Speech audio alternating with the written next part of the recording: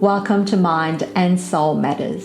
We're excited to share with you the third and final part of our Mental Health Forum series on exploring social justice.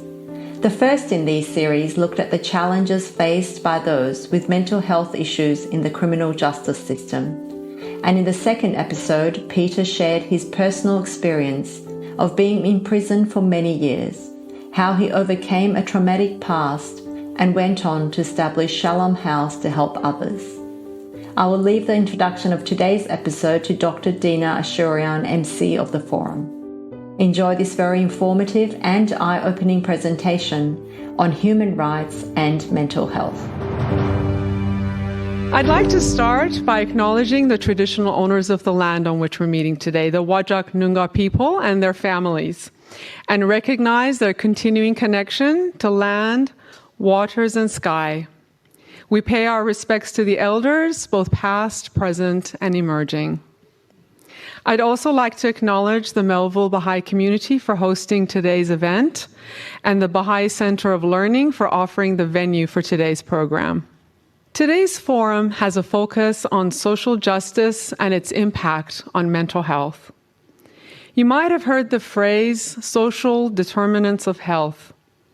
It's the idea that social factors such as poverty, access to education, where you live, and whether you face discrimination have a huge influence on your health, whether it's physical health or mental health. These determinants explain why worse health outcomes persist for some groups of people, despite incredible advances in medical care. This understanding has somewhat helped improve health policy in Australia and overseas. However, we still have a long way to go. These social determinants can also impact one's life trajectory in relation to more serious mental health conditions, such as addictions and suicide and possibly criminal activities. Our panelists today each have had vast experience with the social determinants of mental illness through their day-to-day work over many years. Dr. Wibke Timmerman, who's going to come up in a minute. Wibke is a criminal lawyer at WA Legal Aid. Before coming to Australia, she worked on cases involving war crimes. From 2006 until 2008, she worked as a legal officer at the Special Department for War Crimes at the Prosecutor's Office of Bosnia and Herzegovina. Before that, she spent a year working at the International Criminal Tribunal for Rwanda. She completed her PhD on the topics of incitement and hate speech in international law, and has published a book as well as various articles and book chapters on these topics. So please welcome Wibke.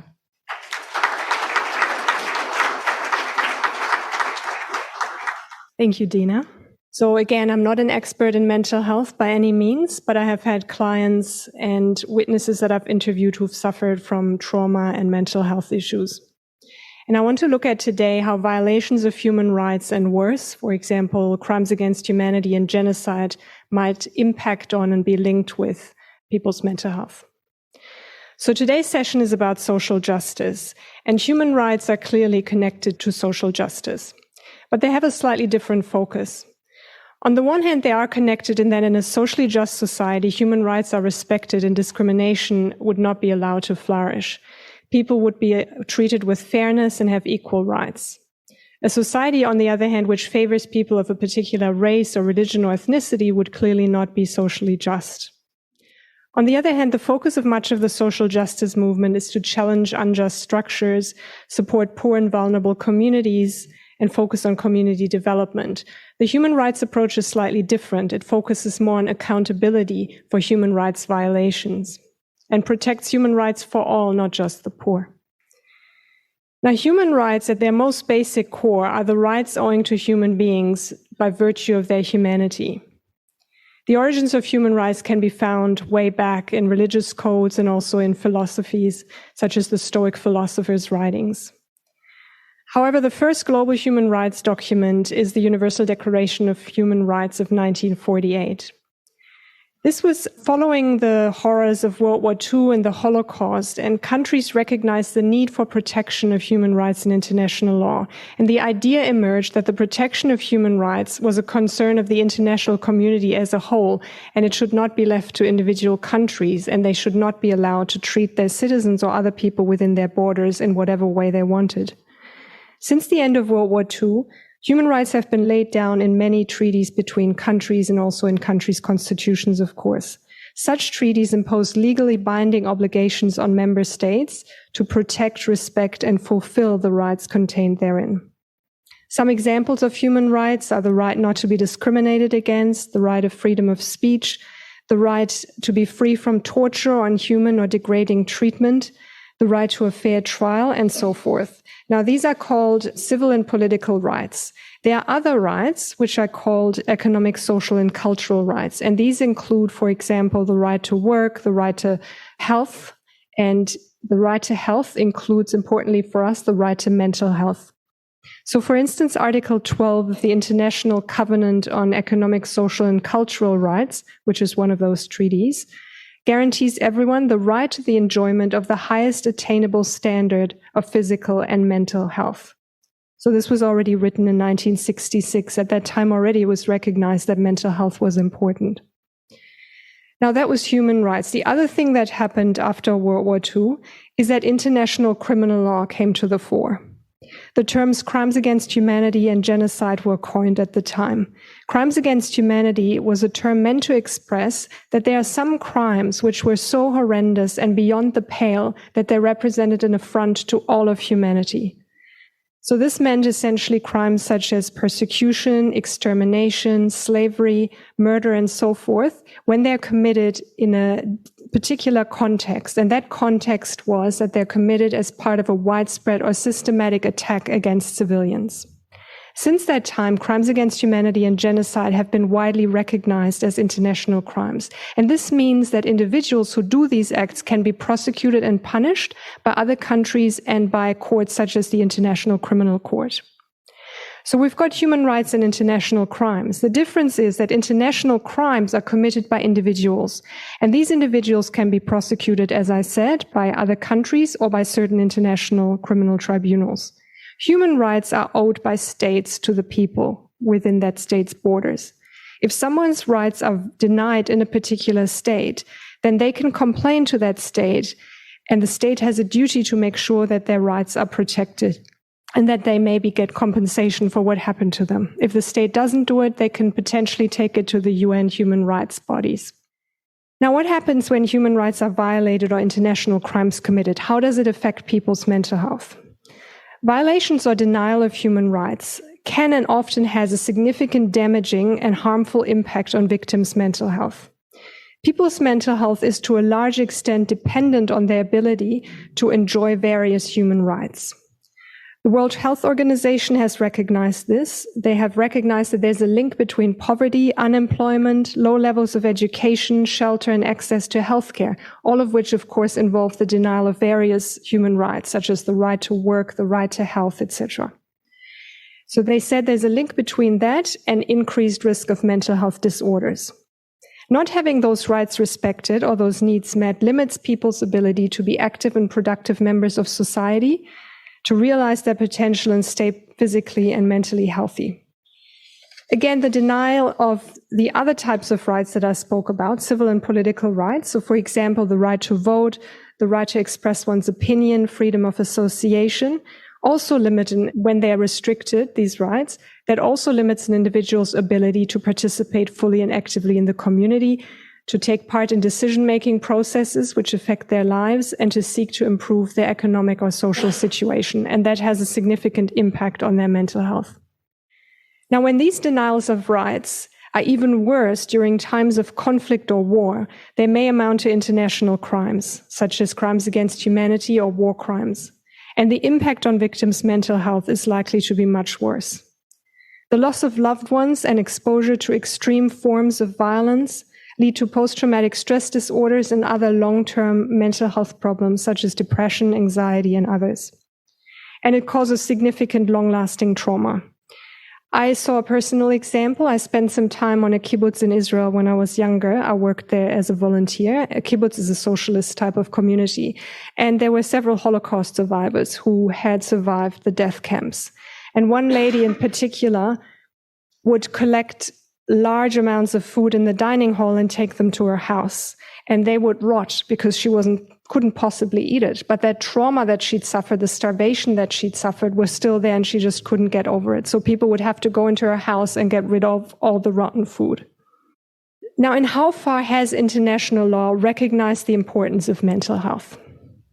Looking at human rights law, as I noted before, the right to enjoyment of the highest attainable standard of physical and mental health is guaranteed in Article 12 of the International Covenant on Economic, Social, and Cultural Rights. There are also other treaties, but I'll leave them aside for now. The Committee on Economic, Social, and Cultural Rights, which is a committee that was established under that treaty to oversee the implementation of the treaty and to interpret its provisions, has clarified what that means. They've said that the notion of highest attainable standard of health must take into account both an individual's situation and a state's available resources. So obviously, a state that doesn't have a lot of resources can't be expected to fulfill the right to health to the same extent as a country that's very rich. Also, there are some aspects which a state has no control over, such as genetic factors in individuals or where individuals adopt unhealthy or risky lifestyles. Therefore, the right to health, both physical and mental, they've said, must be understood as a right to the enjoyment of a variety of facilities, goods, services, and conditions which are necessary for the realization of the highest attainable standard of mental health.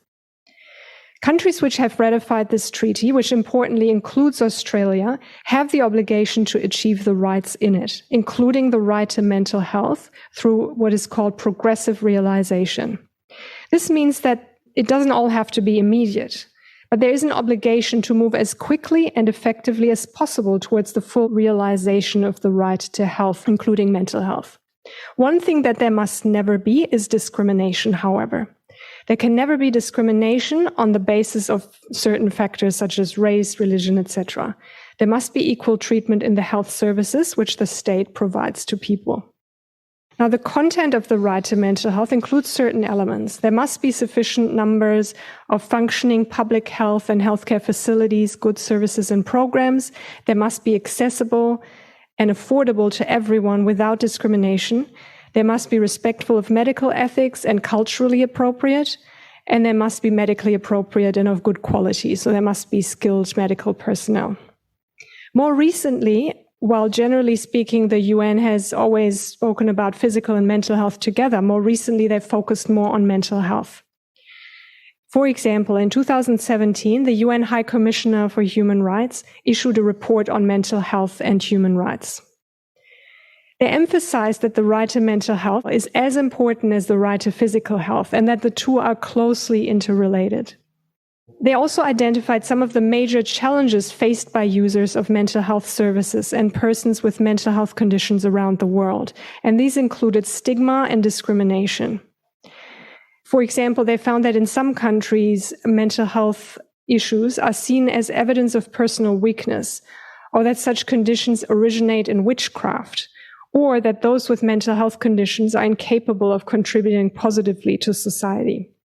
They also note a link between poor mental health and poverty, and they were particularly concerned about the forced institutionalization of people with mental health issues and with psychosocial disabilities, which they found are often subjected to forced institutionalization.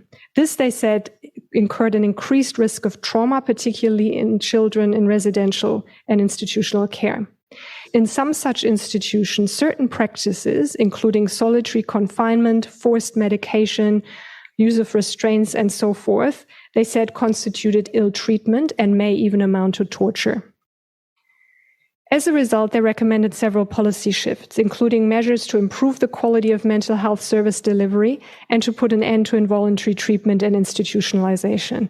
And importantly, they said there are very few countries around the world that appropriately supply mental health services to their citizens or the people in that country. I'd now like to turn to international criminal law. which has also recognized the seriousness of harm to an individual's mental health in certain situations, particularly where it is done intentionally. And I want to look at two specific international crimes, torture and genocide. Now, torture is, of course, also a violation when it happens. It's also a violation of the human right to be free from torture, inhuman, or degrading treatment. So it's also a human right concern. So, for example, if a prisoner is tortured, that is a violation of their right to be free from such treatment, and they should be able to make a complaint about that. However, when the torture is committed in a particular context, if it is part of a systematic or widespread policy or attack against civilians, it is then also a crime against humanity. Provided certain conditions are met, the person who commits that torture can then be brought before the International Criminal Court, or any country which they enter would be able to prosecute them and punish them. Torture is defined as the infliction of severe pain or suffering, whether physical or mental. It must be done for a certain purpose, which includes, for example, obtaining information or confession or punishment, intimidation. So importantly, torture can be purely mental suffering. It doesn't need to be physical. And the international tribunals have held that it may include things such as threats to torture, rape or kill relatives, threats to kill or rape, exposure to excessive light or noise, prolonged denial of rest or sleep, total isolation, sensory deprivation, being kept in constant uncertainty in terms of space and time, total abandonment, or simulated executions. And the important thing is that the prohibition of torture is absolute in international law, and there are absolutely no exceptions. And if a person who is threatened with torture in another country comes to Australia, Australia must under no circumstances return that person to that country. The last thing I'll briefly look at is genocide. Genocide is, of course, as most people would know, also an international crime. And it's defined as certain acts, which include killing, but also others, which are done with the intent to destroy, in whole or in part, a national, ethnic, racial, or religious group. Now, importantly for us, one of the ways in which genocide can be committed is by causing serious mental harm to members of a group, a religious, racial, ethnic, etc. group. Causing serious mental harm means that the acts must result in a grave and long-term disadvantage to a person's ability to lead a normal and constructive life. So the harm must be of such a serious nature as to contribute or tend to contribute to the destruction of that group. The International Criminal Tribunal for the former Yugoslavia, which dealt with the conflict in the former Yugoslavia, has found that there was a genocide committed in Srebrenica. And several acts that were done there, they found, constituted causing serious mental harm to members of the group. That was, for example, the psychological trauma resulting from witnessing acts of violence inflicted by others, the survivors of killing operations in the former Yugoslavia and what they experienced during those killing operations, the mental harm suffered by the Bosnian Muslim women, children, and elderly who were forcibly transferred from Srebrenica, including the painful separation process from their male relatives, who would then go on to be killed, the fear and uncertainty as to their own fate or that of their detained male relatives, and the killing of their male relatives that they experienced. Threats of death was also considered to be an act of genocide that caused serious mental harm, and knowledge of impending death. So during the wars in the former Yugoslavia, the Bosnian Serb forces would detain Bosnian Muslim men prior to their execution, and they found that the mental harm suffered knowing they would be executed also constituted such harm. And I will leave it there because I think I'm already well over time. Thank you.